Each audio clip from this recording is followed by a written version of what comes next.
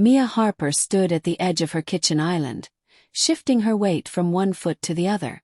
The sky had just begun to shift from pale blue to soft lavender, the sun setting on another day in Chicago. She rubbed her palms together, bracing herself for Sunday dinner, an event that used to feel comforting, but lately had become a source of tension. Ever since her move into this city and this family, dinners with her mother-in-law, Donna Bennett, had been exercises in polite endurance. Mia had married Zach 3 years earlier. Zach and Mia met in graduate school, where their shared love of architecture and late-night study sessions blossomed into something deeper. They were perfect for each other, Zach calm and steady, Mia creative and determined, but blending their families was proving more complicated. Donna was a force in her own right. A former high school principal turned community leader, she was eloquent, confident, and sharp, like an over-polished gemstone. There was nothing wrong with that, Mia told herself. On the contrary, Mia admired Donna's intelligence and drive. But Donna's support always came with strings, unsolicited advice about Mia's cooking, home decor, career choices, even the color of her clothes. It was subtle but constant. That evening, Mia had prepared a chicken pot pie, her special recipe, passed down from her own mother. But as she plated it, she remembered how Donna had frowned the last time she pressed a fork into the crust. Had been too flaky. Donna liked it sturdier. Mia sighed. She wanted to be accepted and loved, but she also wanted to be herself. Still, she squared her shoulders and picked up the pie. The doorbell rang. Donna swept in, arms full of flowers and a casserole dish, as though to say that hers was the only casserole dish worth bringing. She hugged Mia lightly, then placed the flowers on the dining table. Mia sensed the familiar tightness in Donna's back, a posture that said she was ready to judge. They ate, exchanged small talk, then the main course was done. Donna leaned forward. Mia dear, if you want tips on making the filling less runny, I can show you sometime. The words themselves were polite, but the implication stung. Mia managed a thanks, Donna, and they moved on to dessert. Still, after Donna left that night, Mia sat on the couch, running through every mistake she felt she'd made. The potatoes were too mashed, the crust too soft. Her confidence drained. Mia stared at the flickering TV. 1 month later, Zach received news from the architectural firm he worked at downtown. They had been contracted to design a new courthouse in Louisville, Kentucky. It was a once-in-a-lifetime opportunity. Lead designer, direct reports, a chance to build his portfolio. And the firm acknowledged it would require relocating for at least 6 months. When Zach told Mia, she felt happiness and trepidation. Chicago had become her adopted hometown. She had friends here, a part-time freelance job she loved, and patterns of life that comforted her. Hearing her husband excited yet anxious about the move added weight to the decision. She found herself torn between support and reluctance. Anyway, Zach said one late evening as they lay in bed, it's up to you. I wouldn't go without you.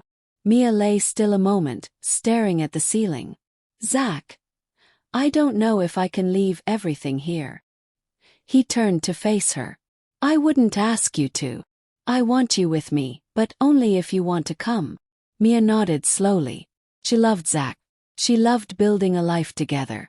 And deep down she longed to prove herself, to Donna, to her husband, and most of all to herself, that she could adapt, thrive, and belong. When word of the move reached Donna, she stopped by with 6 casseroles. 3 were meant for dinner outright and the rest for Mia to freeze and take along. Cooking in someone else's kitchen can be tricky, she said, eyes sharpened by concern. Mia accepted the dishes with a measured smile, agreeing to help with packing. But within days of arriving in Louisville, Zach received an unexpected call from his mother.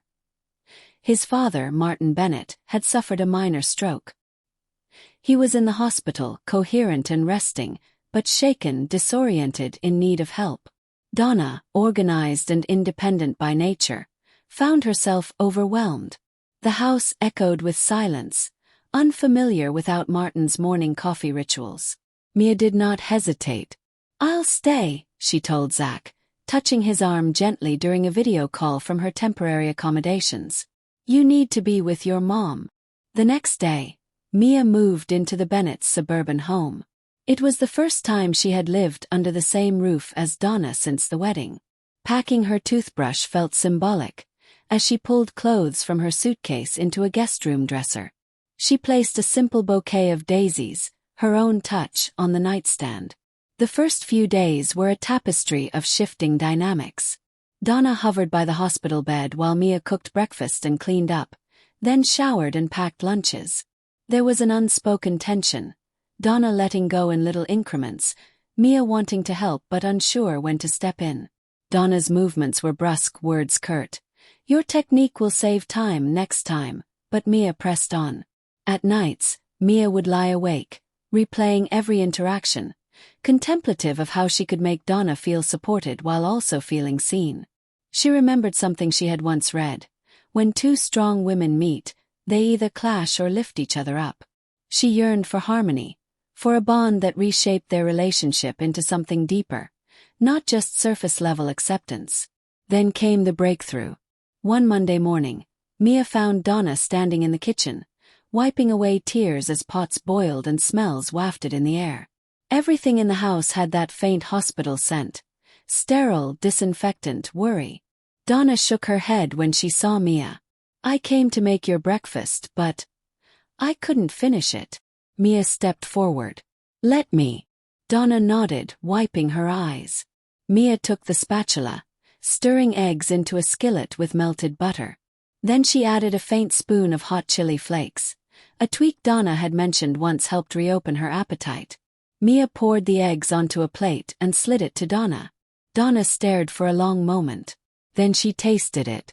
The crunch of toast mixed with spice, warmth spreading. She closed her eyes. "This is good," she whispered. "Really good." It was the first time Donna had complimented her cooking, unprompted. Felt like a door clicking unlocked. Mia sat, fork in hand. "Thanks for letting me help." They talked through the meal. Donna told Mia about what it felt like, waking up and not being sure she was at home, about the terror of losing control, even temporarily. Mia listened. Then she shared stories about her parents. Her mother's resilience when Mia's father was sick for years, the way family traditions became daily rituals of love and support. No judgments, no criticism, just openness and honesty. When the plates were cleared, Donna reached across the table. "I think we can team up," she said.